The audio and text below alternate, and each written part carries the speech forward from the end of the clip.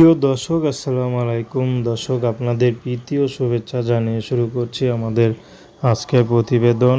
তো দর্শক, আজকে আমরা এক অসহায় মেয়ের গল্প তুলে ধরব, যার নাম হচ্ছে আশা। আশা নেই কোনো ভরসা, কারণ আশার বাবা ছিল আগে কৃষক। গ্রামের যে ক্ষেত আছে, ক্ষেত খামার বর্গা দিয়ে চলতো। সেই ক্ষেত খামারে বিভিন্ন সবজি, চাল এগুলো করেই তারপর তারা চলতো। কিন্তু বর্তমানে আশার বাবা আর কিছু করতে পারে না, খুবই অসুস্থ।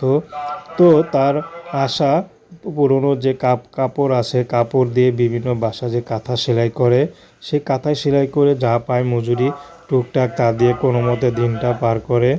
তো আশার বিয়ে সাথে বসার খুবই ইচ্ছা। আশার বাবাও চাচ্ছে আশাকে বিয়ে দিবে।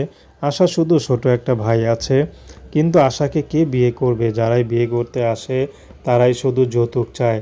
তো এই জন্য আশা এখন নিজে ইউটিউবে এসেছেন। তার বাবা তার মেয়েকে যে কোনো পুরুষের সাথে বিয়ে দিতে রাজি আছে, সে বয়স্ক হোক আর বিবাহিত হোক, তাতে কোনো সমস্যা নেই। আশা চাচ্ছে ভালো একটা জীবন সঙ্গী, যার পাশে থাকলে সারা জীবন তার ছায়া পাবে, তাকে কখনো ছেড়ে যাবে না, কখনো দুঃখ কষ্ট পাবে না। প্রয়োজনে একবেলা খাবার কম খাবে, তবু যেন স্বামীর আদরে থাকতে চায়। তো প্রেম, ভালোবাসা, সাহায্য, সহযোগিতা, বিয়ে শাদী করা একান্ত আপনাদের ব্যক্তিগত ব্যাপার। আসুন আমরা ৫ ওয়াক্ত নামাজ পড়ি। আসসালামু আলাইকুম।